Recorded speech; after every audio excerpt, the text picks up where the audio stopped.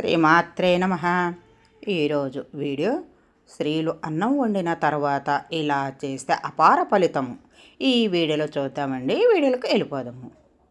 స్త్రీలు స్నానము చేశాక వంట చేయాలి.